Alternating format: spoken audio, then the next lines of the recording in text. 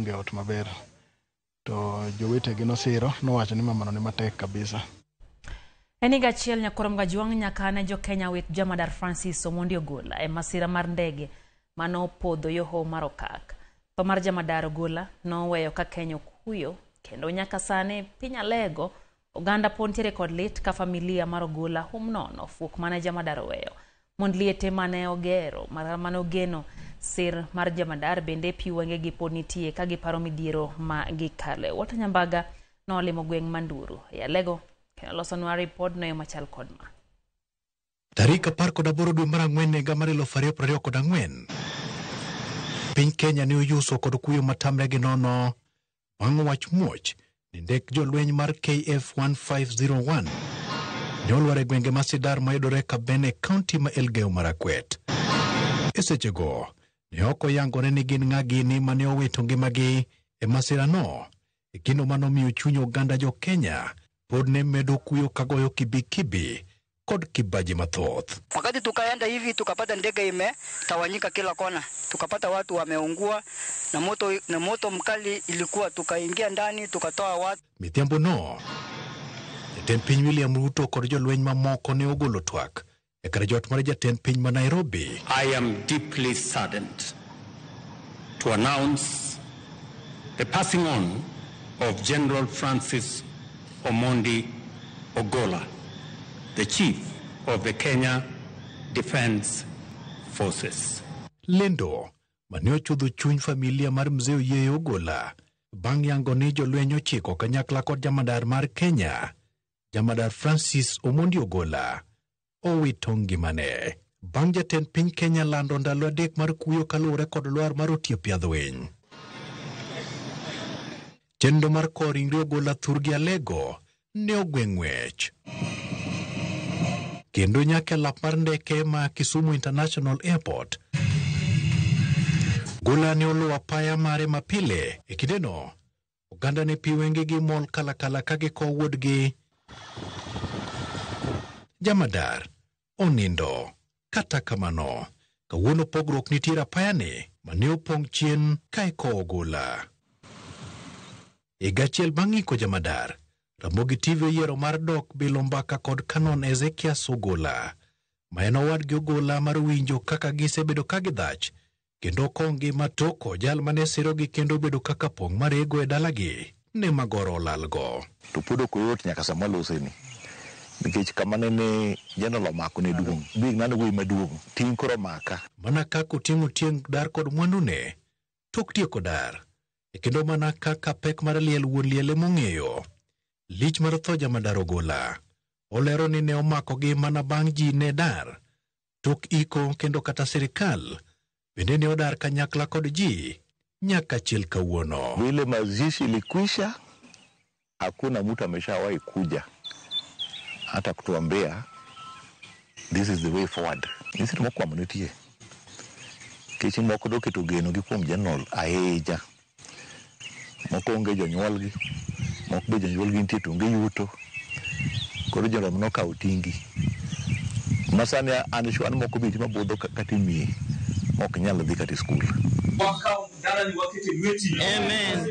E dala gi Jamadar, wuon mare masani jahiga 101 yudo jipo kowuok kuom jokanisa kanyakla kod osiepe. E kata kamano Canon lero ni pek mar rito jaduong' ma hike oseniang' ok osebedo mayot. E kendo tok Jamadar wito ngimane, jaduong' pok kuyo duogo kuome. Kaluwore kod igni ma entiere godo, ma bende chuno ni nyaka kinde ka kinde yud thieth makende mondo kow godo ngima. Kichen tuoche mopogore, diabetes, high blood pressure, del mailo, to gigi te dwaro yien maber. And then the next thing be, onego chamo olembe seche duto. Olembe gi bende moko tek ok nyal nyiewo sate. Chiemo bende timo chamo opogore, onego cham rech, ring'o kata wang' motim nade. To gigi king'iyo gi kidwa luwo gi step by step, ok en pesa matin. Ayo seche moko be tuo bende tere kata Kisumu, nyaka imany transport, nyaka imany fuel. Kech ok biting'e wi. Social support bo dwaro. Nyaka be ji bedo kode machiegni. Jolemo be sama biro no be nyaka imadhi ta chai moro. Koro the key factor manyalo wacho en wach Nyasaye mosekonyo most molo gimoro amora. Jamadar mane oyangore kaka otiep yadhwiny e kama gwen toyo opea. Canon konowa ni pekgo duto ne oduogone nyithindo mane ichulo negi pesa mag somo, bende range kod pekgo ka gin kod geno ni samoro geno pod nitiere. Mon liete mabe nokonyo bino winyo matek makata achiel kuom kano winyo ni general nindo not for the following day en wuoyi marikni kendo ne en nyathi mabe mohero ji kendo ohero tich ler bo noler. Ondamo 200 kowuok e dala Canon wachopo ka Peres Owino e dalane nitiere akumba mar lum molosi mong'ith inyalo ng'woni mapiyo kiparo ni chunyi okwe ka pidapi kendo ni mano en ataro mar chuny Peres Owino koparo kaka jamadar ne miye kony. Ochako konya kata kapok odhi lweny kia kowuoki e kos to seche duto ne en koda machiegni. Peres en achiel kuom mon liete mane yudo sir mar jamadar Francis Ogola kendo ne miyogi kongima manyamonge. Jamadar mowawagi kanyo ai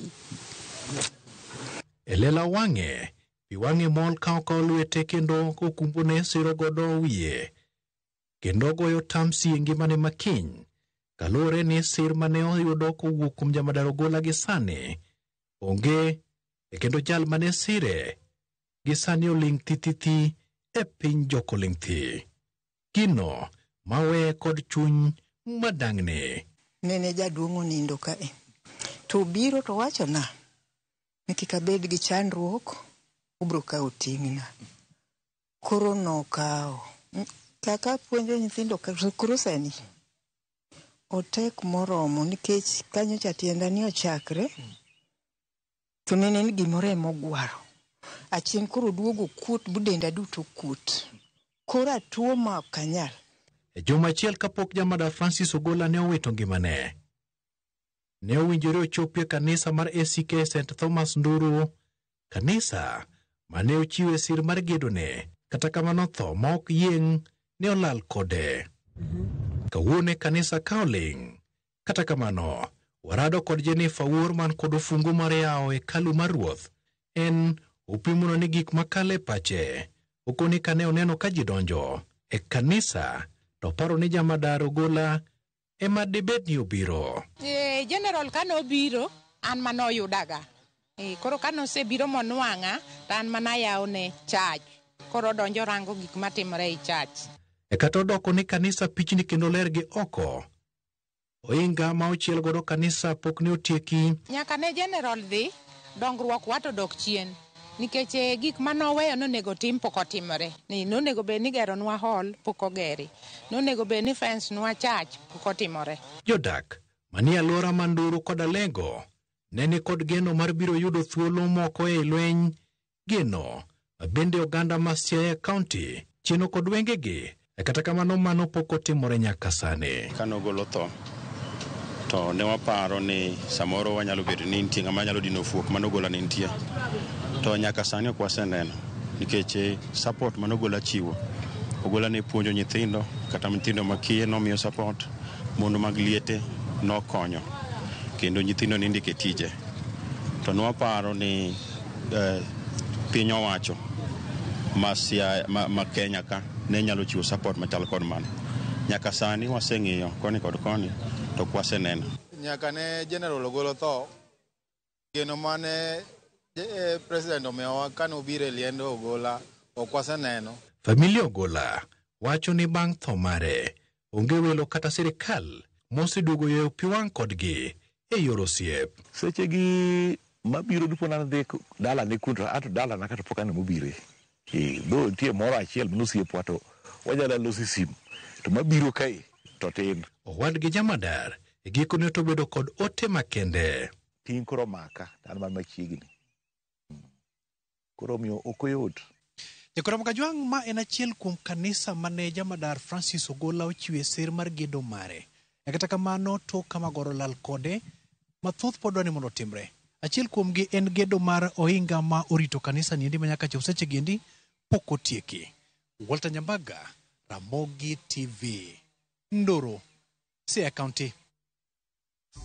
Takamana ya Walter Nyambaga ino kutii stinga oganyo.